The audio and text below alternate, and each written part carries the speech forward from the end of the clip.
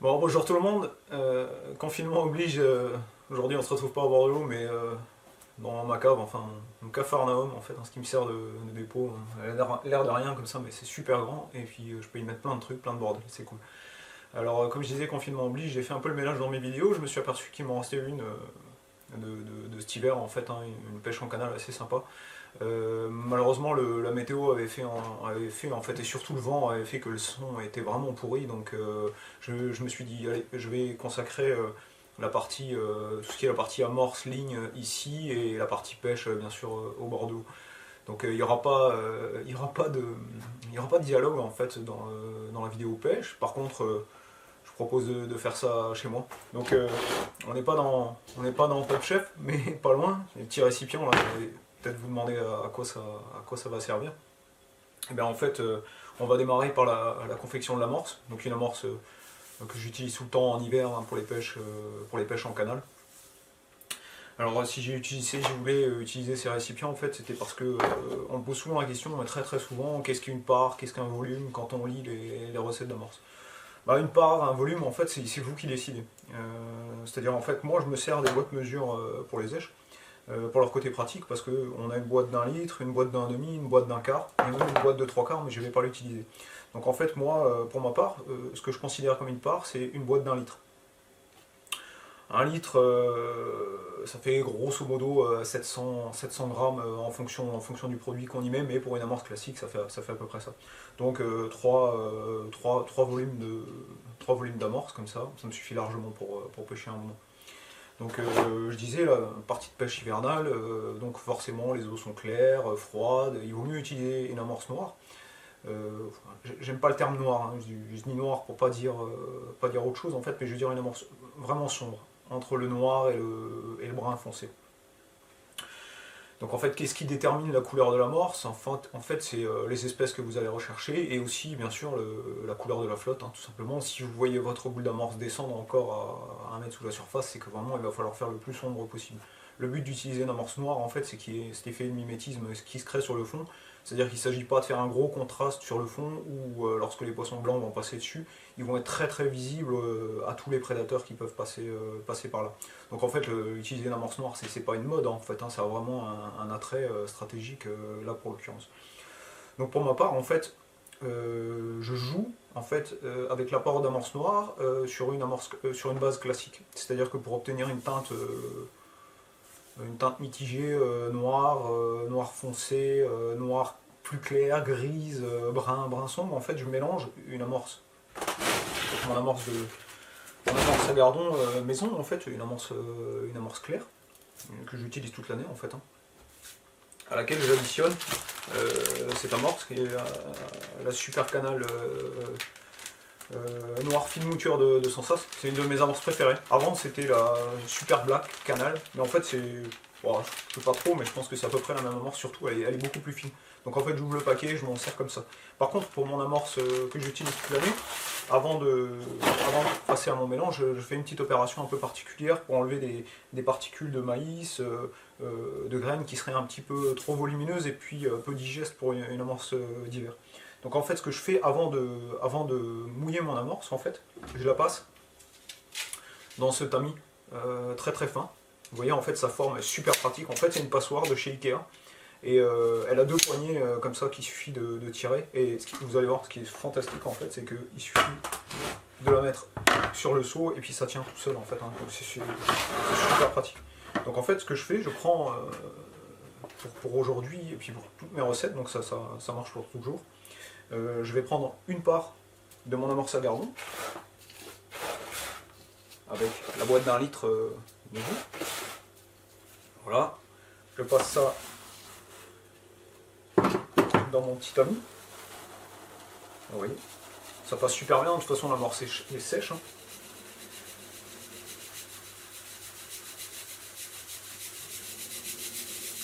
Voilà, il ne s'agit pas de tout enlever en fait, hein, mais juste d'enlever ces particules en fait, hein, ces particules de chanvre, de polenta, un petit peu grossières, et puis de biscuits et de chapelure un peu épais, de telle sorte à ce qu'une fois que ça se mouille, en fait, ça ne fasse pas des grosses bouchées trop volumineuses. Donc ça je ne jette pas bien sûr, hein. Je vais le remettre dans l'amorce que j'ai pas utilisé, et puis ça servira pour des pêches d'été où les poissons sont un petit peu plus voraces. Donc voilà, donc là j'ai 1 litre dans mon petit seau, j'ai 1 litre de cette amorce là. Et donc je sais que si je la mouille en l'état, elle va être plutôt jaune, brun très clair, beige. Donc en fait, ce que je fais l'hiver, c'est que j'utilise donc l'amorce noire, que je vais mélanger à part égale. Donc à part égale, ça veut dire quoi? Ça veut dire que je vais utiliser 1 litre de cette amorce là, donc idem avec le même récipient, ce qui va me faire une base plutôt brun foncé. Et c'est exactement la teinte que je voudrais obtenir pour la pêche que j'ai pratiquée en fait, hein, déjà, et que je pratique en général. Si je voulais que ce soit un petit peu plus sombre, en fait, bah, tout simplement j'augmenterais la dose. Donc je mettrais par exemple 2 litres. Le but c'est d'obtenir 3 litres secs. 3 litres d'amorce sèche, c'est ma base en fait, et puis ça va suffire largement. Donc là en l'occurrence, comme c'est l'hiver, il ne s'agit pas de gaver les poissons, ni rien du tout. Donc 1 litre d'amorce à gardon, vous pouvez choisir ce que vous voulez comme amorce en fait, hein, il suffit d'une amorce à clair, peu importe. 1 litre d'amorce noire, et le dernier litre en fait, il va se composer de ce produit que, voilà, en bas je dis rien du tout, mais en fait il s'agit de terre de Somme. Mais de la véritable terre de Somme en fait, hein, il n'y a pas... la Somme c'est une région en France qui est connue pour plein de choses, pour ses marais et ce genre de choses, et puis aussi pour ses galeries de terre. Donc c'est une terre claire, très argileuse en fait, on s'en sert pour confectionner des tapis de terre, ce genre de choses. Et moi je l'utilise l'hiver et puis tout au long de l'année pour alourdir mon amorce, donc c'est-à-dire bien qu'elle descende bien sur le fond, sans se disséminer à cause du vent. Vous allez voir beaucoup de vent dans la vidéo, et aussi pour le courant. Donc ça me permet, lorsque j'amorce, en fait, de savoir exactement où est mon amorce. En l'occurrence l'hiver, ça va aussi me servir à appauvrir mon mélange. Donc là j'ai 2 litres d'amorce et je vais rajouter 1 litre de cette terre de Somme.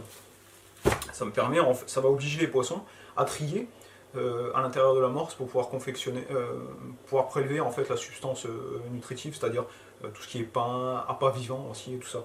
Donc double effet de la terre en fait, hein. Donc elle me permet de descendre en bloc mon amorce là où je veux et en même temps de la pauvrer. Donc c'est parfait. Alors donc 1 litre d'amorce claire, 1 litre d'amorce noire, 1 litre de terre, et tout ça en fait je le mets ensemble, c'est-à-dire que je mélange la terre et l'amorce sèche, et ensuite je procède au mouillage. Vous allez voir dans la vidéo, les boules d'amorce que je vais montrer, en fait, elles sont compactes, elles sont rondes, on arrive à facilement descendre autant d'èches qu'on veut. C'est très pratique. Et donc le fait d'ajouter la terre avec l'amorce sèche, en fait, ça permet que tout au long de la pêche, l'amorce va rester mouillée de façon homogène. C'est-à-dire qu'on ne va pas être obligé de corriger la mouille pendant la pêche. Alors si l'hiver c'est un petit moins probant, l'été c'est très flagrant. C'est-à-dire que si vous mouillez l'amorce à part, et vous ajoutez la terre après, vous allez voir que continuellement vous allez être obligé de modifier, rajouter de l'eau et tout, et en bout du compte vous allez obtenir une bouillasse vraiment pas possible. Donc voilà, donc l'amorce très facile, comme vous voyez, en fait c'est une recette que j'utilise tout le temps. L'amorce noire n'est pas réservée à l'hiver, c'est vraiment la couleur de l'eau qui doit dicter votre façon de faire, hein. Et on dit souvent l'amorce sombre c'est pour les gardons, l'amorce claire c'est plutôt pour les plaquettes et les brames. Mais en fait il n'y a pas de véritable science en ce qui se concerne. C'est-à-dire qu'on peut très bien prendre un tas de plaquettes avec une amorce toute noire et un tas de gardons avec une amorce toute claire. En fait, c'est vraiment la couleur de la flotte qui doit décider ce que vous allez décider de faire. Donc voilà, je ne vais pas mouiller l'amorce, voilà, je vous ai montré comment je procédais. Il y a un autre produit encore que j'utilise l'hiver, je vais vous montrer ça. Voilà, donc je vais vous montrer ça. Donc pour l'amorce de départ, je confectionne 6, 7, 8 boules, ça dépend, que je dépose à la coupelle, ça c'est mon amorçage de départ, toujours. Et ensuite, dans la pêche, en fait, pour ne pas remettre beaucoup d'amorce, en général, il vaut mieux remettre des èches qui sont beaucoup plus digestes. Là, en l'occurrence, je vais faire une pêche de canal où je vais utiliser du fouillis et des pinkies en petite quantité. Mais pour le descendre en petite quantité, dans des toutes petites boules d'èche, il faut recoller l'amorce, en fait. Recoller, parce que là, elle est déjà lourde avec la terre, et en fait, la recoller un tout petit peu pour pouvoir descendre vraiment soit des noisettes comme ça, soit des boules plus grosses, mais de telle sorte à ce que toujours on puisse descendre le maximum d'èche. Alors là, j'utilise ce produit. Alors on a l'habitude de la trouver plutôt de couleur blanche. Ben, il s'agit de bentonite en fait, hein. Donc c'est de la bentonite brune. C'est un produit naturel en fait, hein, très facile qui va servir de colle. Alors soit je vaporise ça, enfin je mélange ça à mes èches et je peux descendre des èches très pures, de fouillis en l'occurrence, ou alors j'en mélange une poignée dans une toute petite part d'amorce, vraiment dans un coin de bac, et ce qui va me permettre de rappeler pendant ma partie de pêche. Voilà. Donc ça c'est pour la partie maison. La partie préparation de l'amorce, normalement ça se fait au bord de l'eau, mais comme je disais, aujourd'hui, confinement oblige, on le fait ici. On va passer au montage des lignes, je vais vous montrer ce que j'utilise comme ligne pour le canal. Ah, petite astuce, j'ai parlé d'Ikea tout à l'heure pour l'histoire du tamis qui est bien pratique, et ben chez Ikea vous trouverez aussi ce genre de petites pinces. On trouve ça un peu dans tous les supermarchés, mais en tout cas, petite astuce, hein, quand vous avez ouvert un paquet qui est là, pour éviter soit que les souris y aillent comme c'est le cas chez moi, soit que l'humidité entre et que vous puissiez plus utiliser la morte, un petit coup de pince, et voilà.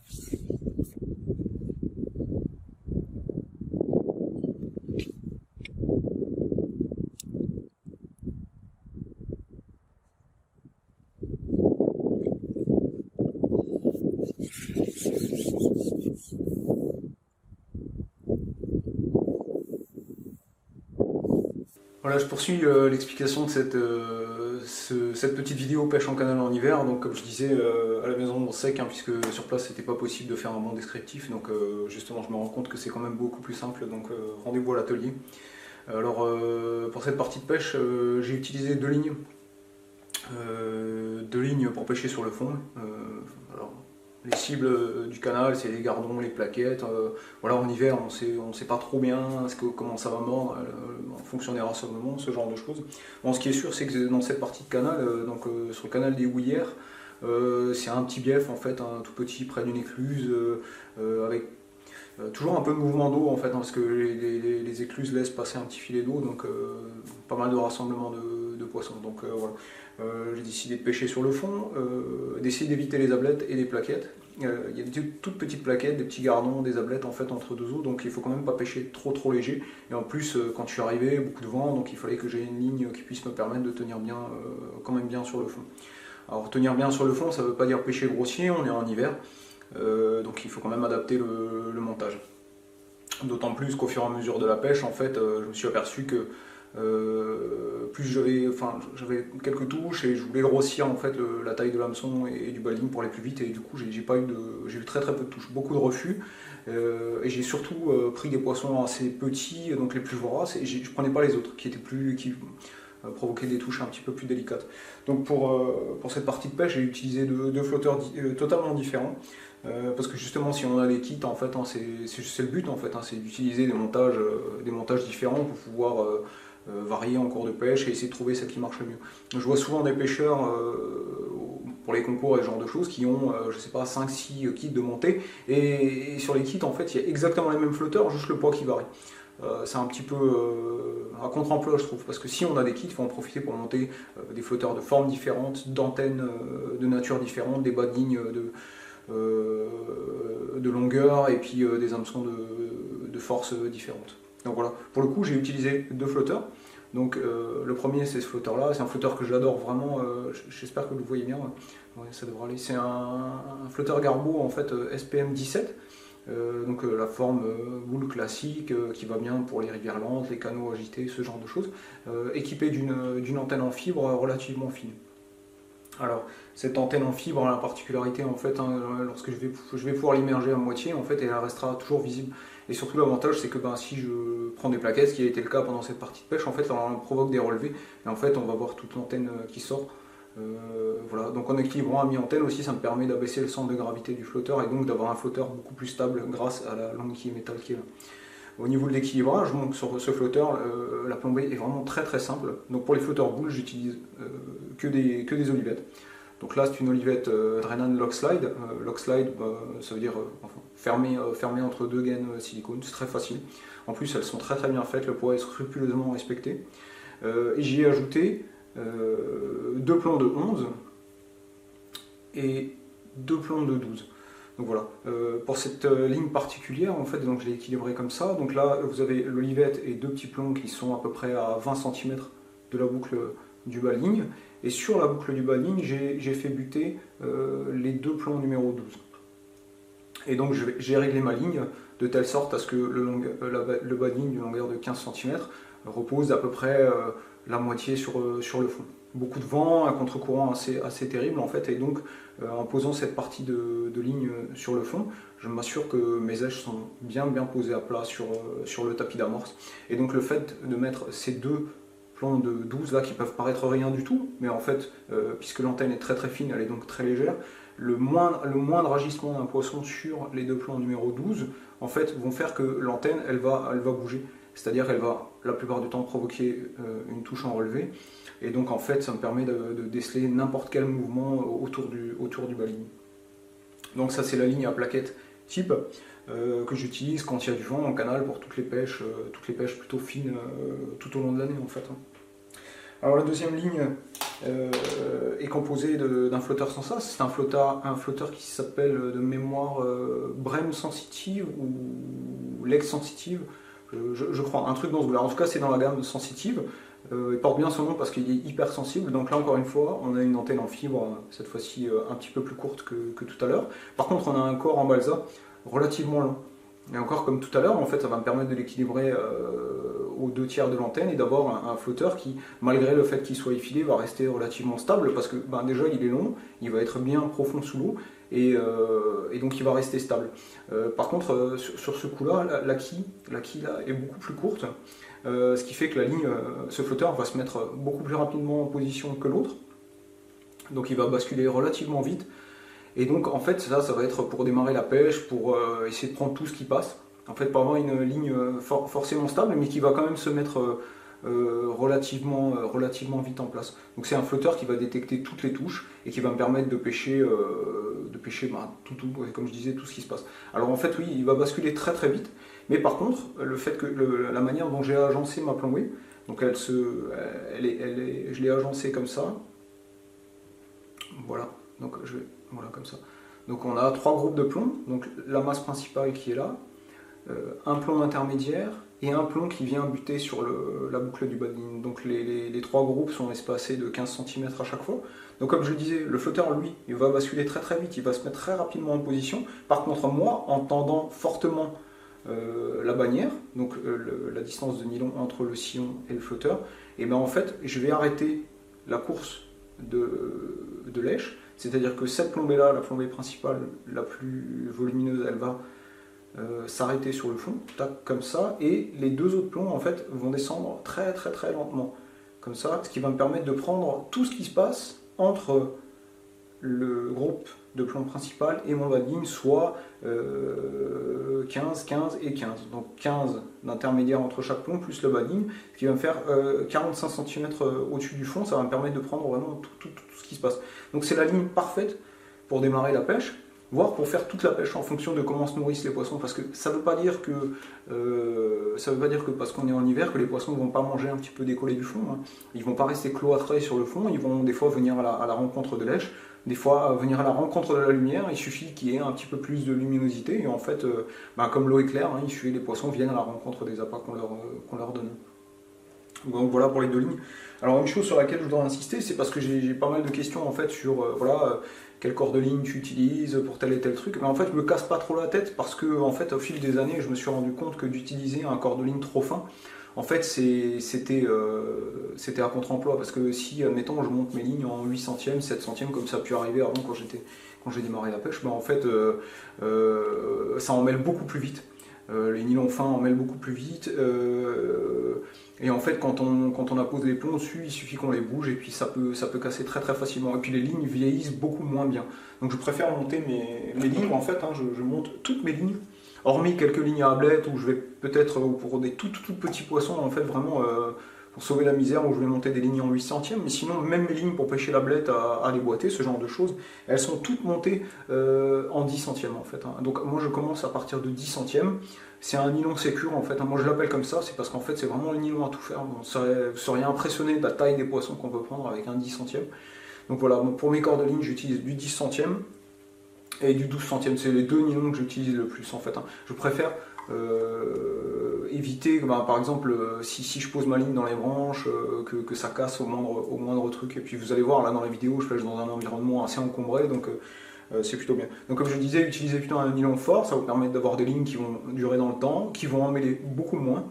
Et surtout aussi, il y a une chose qu'on passe souvent sous silence, c'est qu'en fait un nylon plus épais, comme un 10 centièmes, 12 centièmes, voire 14 centièmes, il m'arrive d'en utiliser, c'est qu'en fait quand la ligne se met en place, ce nylon plus épais, il oppose davantage de résistance en fait quand il descend. Ce qui fait qu'on obtient une présentation beaucoup plus naturelle en fait, hein. Bon après tout dépend, hein. Si vous pêchez en 1,5 g et que c'est gavé de poisson, ça va pas être naturel. Mais si là, dans ce cas-là, par exemple, je me suis rendu compte pour cette partie de pêche, sur ma ligne en 0,6 en fait, qui était montée en 10 centièmes, et en fait dans la progression de la ligne, j'arrive toujours à mieux la maîtriser avec un nylon un petit peu plus épais. Donc en fait, quand il s'agit là des pêches d'hiver et ce genre de choses, même tout au long de l'année, je préfère utiliser un corps de ligne fort et jouer davantage sur le diamètre du bas de ligne. Donc là, en l'occurrence, hein, pour cette partie de pêche, j'ai utilisé exclusivement des bas de ligne en 7 centièmes. Encore une fois, je descends rarement en dessous du 7 centièmes. Et le 7 centièmes, c'est... je pense que je consomme des tas et des tas de bobines de 7 centièmes parce que c'est vraiment un super bon compromis. Ni trop fin, ni trop léger. Donc là, ce 7 centièmes, il fait 600 grammes de résistance, mais bon, voilà, on peut largement sortir des poissons qui font 1 kg en faisant attention et en n'étant pas trop brutal. Donc 7 centièmes pour toutes les pêches de canaux, d'étangs, de poissons moyens, ça va très très bien. Donc là, j'ai utilisé le Super Soft en fait, hein, qui est un petit peu plus souple que le G-Power, qui lui est beaucoup plus rigide, qui convient mieux pour les corps de ligne. Voilà, mais j'ai utilisé celui-là pour confectionner mes bas de ligne. Et donc en fait, j'ai utilisé des hameçons assez petits. J'ai pêché au verre de vase à l'hameçon et j'ai utilisé des hameçons assez petits en fait, hein. Donc là en l'occurrence, j'ai utilisé des hameçons qu'on dit round bend. Alors round bend, pourquoi? Parce que round c'est rond en anglais et bend c'est la courbure. Et donc en fait, là je vais essayer de... Je sais pas si on va arriver à voir vraiment... attendez, je vais essayer de faire un petit zoom. Bon, pas sûr qu'on y arrive, mais bon, voilà. Toujours est-il que C'est un hameçon à courbure à tige courte et à courbure assez large. Donc ça reste un hameçon petit parce que j'ai quand même pêché pour ce coup-là. Vous allez voir la taille des poissons que j'ai réussi à prendre. Hein. J'ai pêché avec des hameçons de 22 essentiellement. Et il y a des moments où je suis même descendu en 24. Donc ce sont des 22-10 de chez Garbo, des Round Bend. Vous allez trouver ça chez Sensas aussi. C'est les 32-60. Il me semble que j'ai longtemps utilisé aussi. C'est des hameçons assez fins de fer. Mais qui permettent de pêcher au verre de vase sans blesser les vers de vase, au pinky, tout en gardant le piquant de l'hameçon. Donc la courbure large permet de pêcher même avec un panaché. En fait, un tout petit pinky, un verre de vase, ça va très très bien. Donc c'est des hameçons super piquants que j'utilise vraiment beaucoup pour toutes les pêches de fond, en canal, en étang, pour les gardons, plaquettes, les pêches mixtes. C'était vraiment l'hameçon à tout faire en fait. Hein. Donc voilà, ça c'est l'hameçon que j'ai utilisé. Et donc, qui dit petit hameçon, dit élastique en rapport en fait. C'est-à-dire qu'il ne s'agit pas d'utiliser un petit hameçon et un élastique fort tendu, parce qu'en fait, ce qui va se passer, c'est que, en fait, on va décrocher tout ce qu'on prend. Donc là, pour le coup, j'ai utilisé un élastique monté sur 2 brins de ma canne. Voilà. Donc un élastique monté sur 2 brins et la particularité en fait c'est que cet élastique en fait est creux. Alors là il est vert fluo sur le truc, c'est la première génération des élastiques Garbo qui a été sortie, il fait 1,2 mm de diamètre quand même. Celui-ci, je pense, comme c'était un prototype, fait plutôt 1 mm de diamètre, 1 mm 1 comme ça, mais il est très très fin. Donc, vous voyez, en fait, il est très très extensible. Bon, il reste un petit peu épais, mais c'est pas grave, c'est vraiment un truc à tout faire, c'est-à-dire qu'il va sortir à la moindre sollicitation, et donc il va être parfaitement adapté à la taille des balines que j'ai employées. Alors la particularité c'est qu'il est monté sur 2 éléments de ma canne, c'est que donc en fait mon kit doit faire 2,60 m, 2,70 m à peu près, ce qui fait que j'ai au repos 2,70 m d'élastique, ce qui va permettre, si j'ai sur ma ligne fine et j'arrive à piquer un poisson de bonus, en fait ce qui va pouvoir me solliciter beaucoup d'élastique. Alors c'est très pratique quand on pêche avec un baline fin comme celui-là, en 7 centièmes, mais par contre c'est plus compliqué pour ramener le poisson, sauf si on a fait attention d'utiliser un pull bung. En fait, un pull bung c'est quoi? C'est bon, vous allez trouver ça en fait des kits de combat avec les orifices sur le côté pour les pêcheurs de carpe et tout. Mais comme moi, je veux pas ruiner mon kit et j'ai pas envie de le percer pour mettre l'orifice de combat, donc j'utilise ces pull bungs en fait. Hein. Donc voilà, ils se mettent au cul de la canne, dans le talon tout simplement, et ça me permet, comme vous allez pouvoir le voir sur la vidéo quand je pêche, en fait, de pouvoir reprendre de l'élastique à chaque fois que j'ai un beau poisson. Ce qui me permet de pêcher avec un élastique très très souple, très très long, et de pêcher en même temps très très fin, et de pouvoir maîtriser quand même tranquillement, en allant assez vite, de maîtriser les beaux poissons. Alors tout ça, en fait, le kit Stripa, le kit ELC là, chez Garbo, ça s'appelle un élastique contrôle, un pull bung. Tout le monde pense que c'est plutôt destiné à la pêche des gros poissons, des carpes, mais pas du tout en fait. Hein, il faut surtout pas s'en priver pour essayer de s'en servir en canal ou ce genre de choses. Ça permet vraiment de sortir de situations un petit peu compliquées. Alors quand la pêche est cadencée, donc c'est pas très très utile parce qu'on va pouvoir utiliser un élastique sur un brin et ça va aller très très bien. Par contre là, quand on ne sait pas trop à quoi on va avoir affaire, il vaut mieux utiliser ce système et qui est très très pratique. Même si la profondeur en fait dépasse la longueur de ce kit 2 éléments, c'est pas très grave. Hein, vous allez voir, on peut quand même, en retendant l'élastique, on arrive quand même à bien manœuvrer le poisson. Donc voilà, j'espère que toutes ces explications vous auront été utiles. En tout cas, rendez-vous au bord de l'eau dans la vidéo et puis vous verrez le résultat. Je trouve que c'était plutôt pas mal. Allez, à bientôt. Si ça vous a plu, surtout n'hésitez pas à vous abonner, à liker, à partager. Faites comme bon vous semble. Il n'y a pas d'obligation d'achat. En tout cas, ça me fait très plaisir de partager avec vous toutes ces vidéos, toutes ces astuces et toute ma passion. La dernière vidéo a fait une dizaine de milliers de vues et j'en suis fier, et surtout avec mes moyens et ma petite caméra. Et puis au montage, j'en profite pour remercier mon fils qui est vraiment un génie de l'informatique. Donc voilà, allez, à bientôt.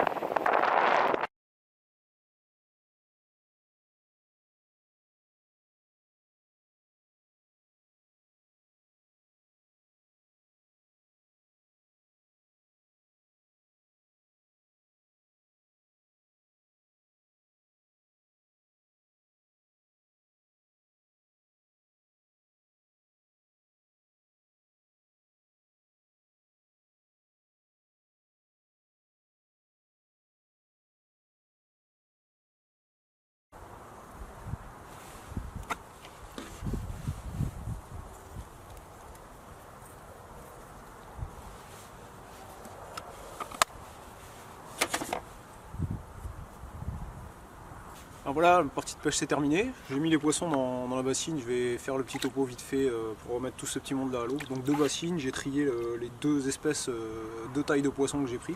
Des petites plaquettes entre 30 et 80 grammes et quelques très jolis spécimens de bordelière, vraiment très combatives. Magnifiques, des poissons qui m'ont vraiment donné du fil à retordre sur des montages fins parce que dès que j'ai grossi l'élastique, je décrochais les poissons. Dès que j'ai grossi le nylon et l'hameçon, j'ai eu moins de touches. Donc j'ai pêché volontairement fin, dans une eau très claire et à 3-4 degrés maximum, avec le vent et tout ce qui allait bien pour que les conditions soient compliquées, mais en même temps le résultat est là. Une pêche 100% plaquette classique bordelière, et une pêche 100% fouillis, verre de vase et quelques pinky pour agrémenter, où de temps en temps je passais un panaché pour décider quelques plus jolis poissons. Donc 2 bassines, j'estime ma pêche à, allez, je pense une douzaine de kilos. Une douzaine de kilos pour 120 poissons, ça fait une super jolie moyenne. Et voilà, je suis vraiment très surpris et en même temps très satisfait de cette pêche. Parce que franchement, réaliser une pêche comme ça en hiver, c'est vraiment fantastique.